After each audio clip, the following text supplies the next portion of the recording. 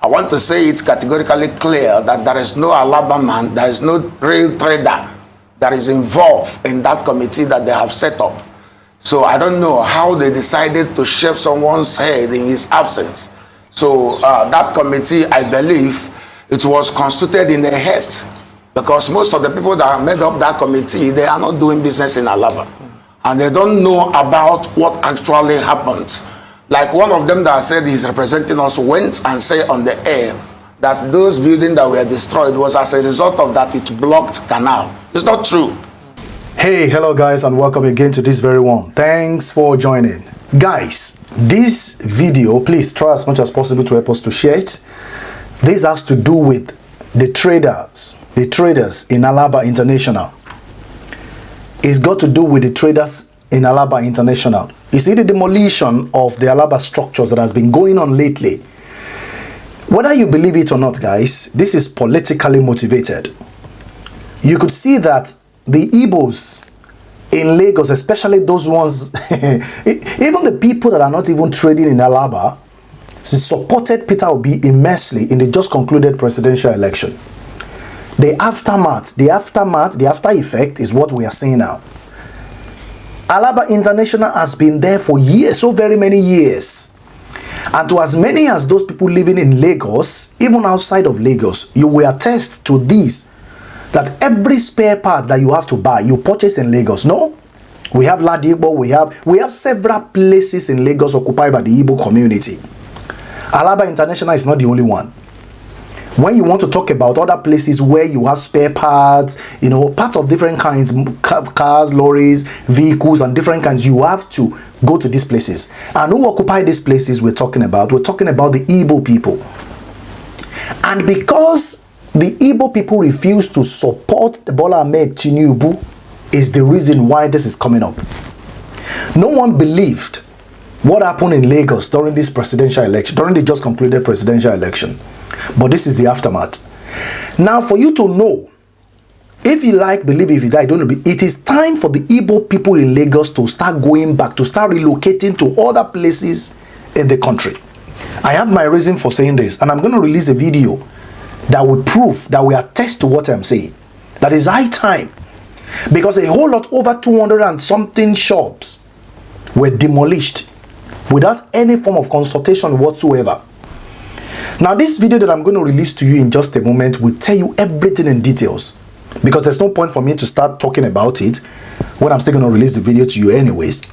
So from this video, you'll be able to learn a lot. You'll be able to understand exactly what has gone wrong, and for the Igbos to actually know that it is high time you guys relocated to somewhere else to continue your business. What they are trying to say to you indirectly is that Lagos is not for you.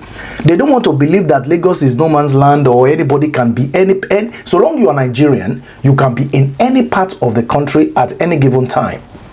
But they don't want to believe this. They want to believe Igbos can no longer stay in your there are a lot of Igbos. I mean, there are a lot of Yoruba people in the eastern part of the country. So this is not even a topic we are going to dwell upon today, but I just want you to critically listen to this video and bring something out of it. Share your opinion, share this content, let a lot of people see it. It will be worth it. Has peace returned to Alaba market? Yeah, honestly, peace have returned to a certain percentage. But the scars of the wound is still there. People are still feeling the pains. People are still crying because that demolition has pushed so many people out of business. Most people that their properties and their shops were demolished. I know their families are suffering now because there is no way they shed their goods, and there is no way they do the sample. And if you don't shed anything in the market, there is no how you will sell. So on that note, the peace returned in a skeletal way. Because it is about day before yesterday, we invited the father of Igbo land. When the thing is too bad for us, we decided to invite Chief Dr. Emmanuel Iwanyong, who happens to be the President General of Ohanese and Igbo worldwide. And he took the pen and come to Alaba. In fact, we are so happy for him, Despite all the road traffic and all the stress on the roads, the man was in Alaba live to see the extent of damage. I believe God that after that meeting we held with him, he told us that he's going to meet the governor, His Excellency, Babajide Sanwo-Olu, which he did, and we saw after that meeting, he went straight to his office. And I know they have started the discussion in respect of that. Like while you were saying something, you say even our governor, Hope Uzodinma, who happens to be the chairman of a Southeast Governors Forum, he was also in Alaba, together with the governor of Enugu State. Though the governor of Anambra State have come, that of Abia also have come. But the truth about it is that, like this, you said, the committee that are setting up, I want to say it's categorically clear that there is no Alaba man, there is no real trader that is involved in that committee that they have set up. So I don't know how they decided to shave someone's head in his absence. So that committee, I believe, it was constituted in a haste, because most of the people that made up that committee, they are not doing business in Alaba. And they don't know about what actually happened. Like one of them that said he's representing us went and said on the air that those buildings that were destroyed was as a result of that it blocked canal. It's not true. The buildings never blocked canal. The only thing was that there are some about 5, 6, 7 buildings that are distressed. And that was the ones they marked. And to our surprise, when they come for that demolition, they demolished all the buildings. It wasn't 17, it was about 30-something buildings. That were demolished. That were demolished. Okay. Including the shops that were in the front that has nothing to do with canal, that has nothing to do with the drainage. They went on and demolished all these things. So we are saying that if our governor, whom we believe so much, our amiable governor, whom we trust so much, could come to us and do something, let him choose from our side. So that the people, they say who wears the shoe knows where he's pitching, yes. So but all these people, they say they are speaking for us, they are talking on our behalf, they are doing this, they are doing that. Okay, I want to tell you they are not. The only thing, the only joy Alaba traders have now is that the father of Igbo land has come to see the thing by himself, obtain and ascertain first-hand information and see the sites where these demolitions was taking place. So if any other person is said is speaking for us, that person is not speaking for us. We only believe in that our father that has come have went to see the governor of Lagos State, and I believe on his capacity, and will believe after the discussion, something good will come out of that discussion. Okay, Chief Caminus, I mean, you've said quite a few things here. First off, you're just even correcting the number that has been going around in the press. You said they were working with 17, and now we know it's about 33.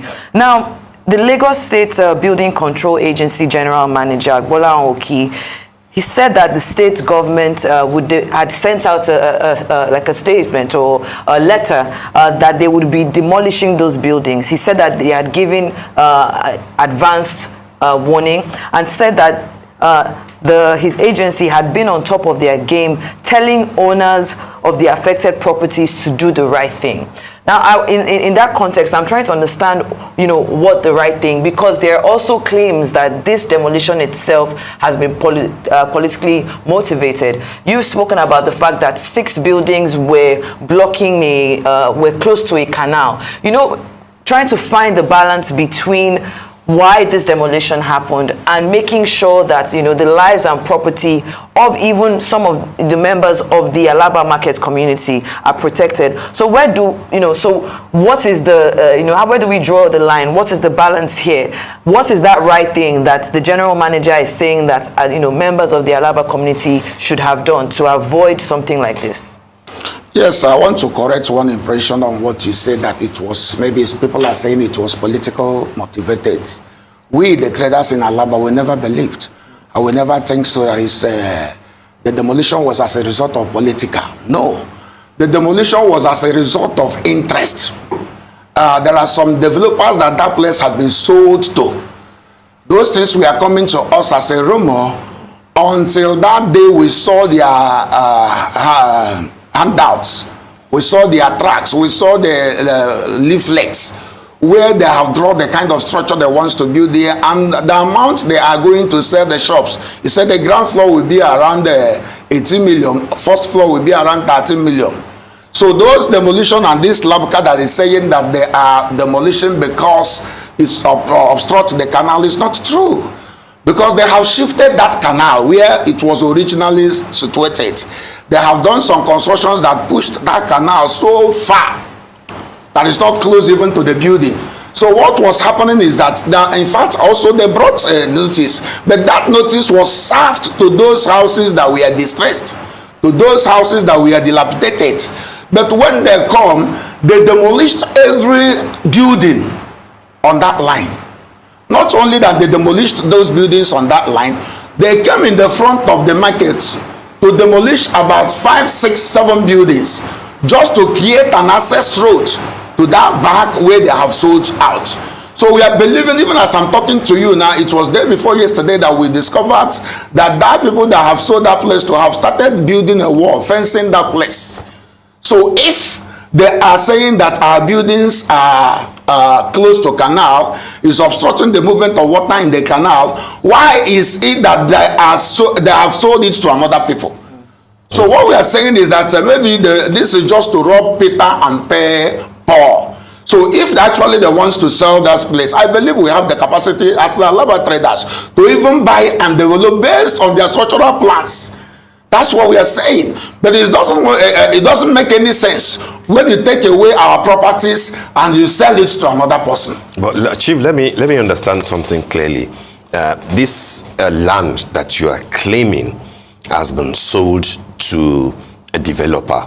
Are you saying that it is part of Alaba Market and it belongs to some of your members? Or you are saying that what the Lagos State government through LAPSCA did was to create a pathway in order to get there? That's why they demolished those structures in front, even though what LAPSCA is insisting on is that they are distressed structures and that notices were properly served and that those buildings needed to come down. So can you clarify for us who is the rightful owner of the land that you are talking about? And are you saying that you are not just complaining about the demolition, but also that some parcels of land have been illegally taken away from you? Would that be your point? Yes. Why do I say so? That is one of this our member that own Plaza, Superlative Plaza. He has about 220 something shops in that 2 plazas. One of his plaza house was having a problem. It went down. And these people came and told him that this plaza, one of it has gone down, that he needs to reconstruct. He went to Labka.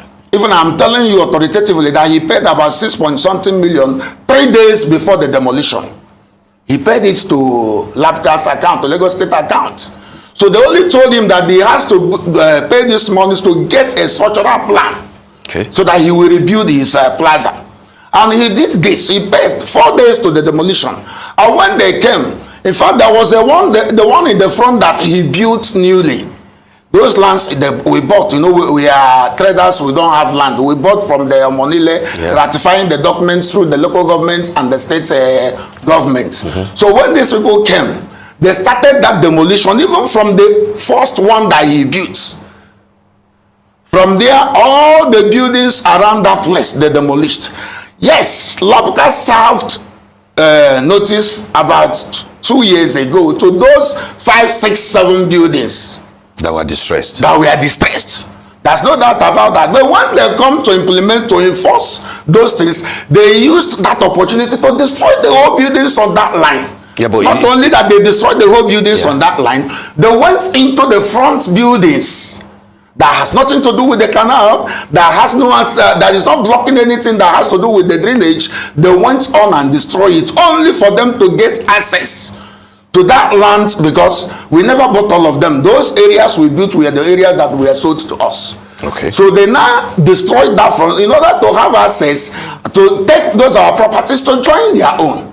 So what we are saying in essence is this: if Labka has served demolition notice or information that these buildings have been distressed, Yes, it's okay. But why going to destroy even some of the buildings that we have built last year, last 2 years, last 3 years that are still standing erect?